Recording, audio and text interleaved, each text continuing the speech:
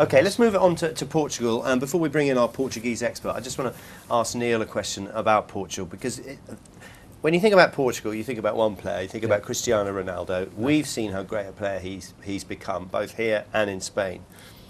The Portuguese public, I get the impression from speaking to Portuguese journalists and speaking to people when I'm over there, is they think, rather like the Argentinians do about Messi, they think he performs well for his club, but when it comes to his country, he's not the player that he often can be playing for his club. Is that fair?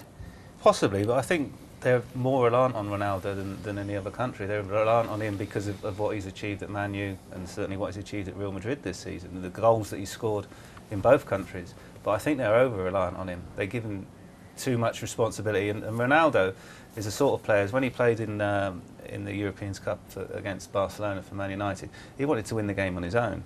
He thought he was the special one, he thought he was going to be the #1 player, he wanted to knock Messi off being the #1 player, and he tried to win that game on his own. And I think sometimes when he plays for Portugal, he does exactly that, and then is not as effective. Mind you, how many goals did he score for Real Madrid? Oh, it's ridiculous. How many? 60. And he still wasn't the top scorer in the country. I mean, He's about 13 off, wasn't he? It's just bonkers, isn't it? Let's speak to Tom Kundert, who's from Portugalnet.net. They're based in Lisbon. Tom, hello, welcome to the programme. I don't know if you've been hearing what the boys have been saying, but is there a feeling in Portugal that Ronaldo doesn't perform for his country like he does for his club?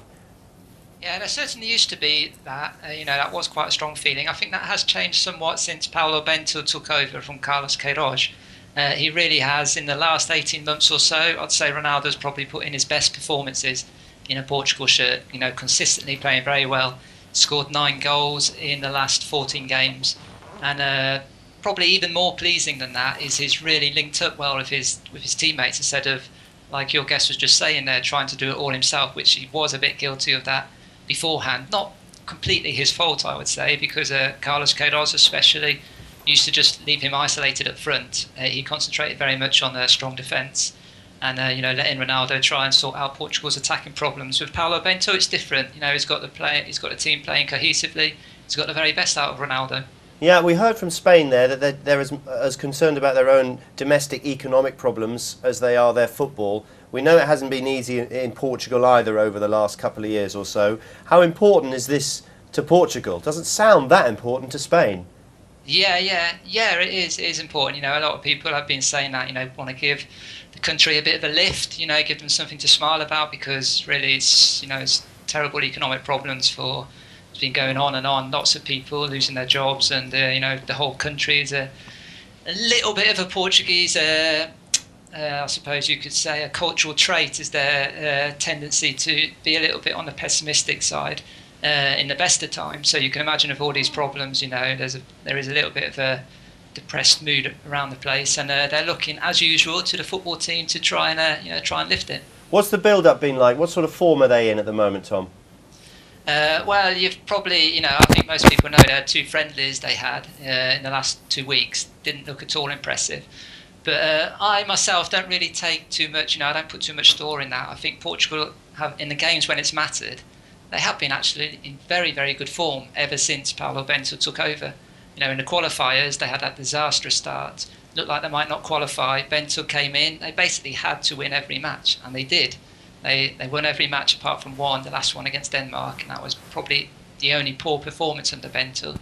And they did it in some style. He reintroduced their natural attacking game, played with a lot of flair, very settled system, 4-3-3. I think we can guess exactly what the lineup would be like on Saturday against Germany, and I think, to be honest, it's we could have guessed that about 6 months ago. Okay, and just tell us finally about some of the players we should look out for. We obviously know about Ronaldo, we know about Nani. Who else should we look out for? Yeah, well, I suppose a slightly lesser known player outside of Portugal is João Moutinho, the central midfielder. And he is an absolutely fabulous player. I think he's one of the most underrated players in Europe. You could call him the Portuguese Xavi. You don't really notice him that much, but he really makes the team click. And it was amazing that Queiroz didn't even call him up to the South Africa World Cup. As soon as he came into the side, he's probably Portugal's most important player now after Ronaldo. He just keeps it simple, very accurate passer, very dynamic, box to box, cuts out balls, always seems to be in the right place at the right time, very, very consistent. You could You can count the number of bad games he's had in the last 5 years, probably on one hand. So he's one definitely to look out for. There's, I suppose, the usual suspects, I should say. Fabio Coentrão, people probably know about him. Went to Real Madrid this year. Didn't have the easiest of season. Had some difficulties adapting, but very, very good attacking left back. He was possibly the best left back at the South Africa World Cup. And the goalkeeper, Rui Patricio, and given Portugal's group, of course, there's a fair chance that he's going to be a very busy goalkeeper. But he's had an outstanding season at Sporting, and everyone in Portugal is hoping he takes that through to the tournament. How far do you think they can go? Personally, I think they can go to the semi-finals. I've heard no end of pundits and disinterested fans and experts, and I don't think I've heard one yet who hasn't said that Germany and Holland will progress from that group. But that's okay. That will suit Portugal. They always tend to raise their game when expectations aren't that high. There's no pressure on them, and I expect them to squeeze through the group. And then I think, to be fair, I think whoever they come up against probably won't be as strong opposition as any of their opposition, any of the other three teams in the group. But the only problem I'd say with Portugal is they do lack a bit of depth, and so with such a tough group, if they pick up injuries or suspensions, which is quite likely, then that might hurt them at the end of the tournament. So I'm going for semi-final. Go to the semi-final, probably knocked out by Spain or Italy. All right, thank you very much, Tom. That's Tom Kundert, who's based in Lisbon for Portugal.net. Very quick prediction from all of you. How far can Portugal go? I agree with Tom's semi-finals.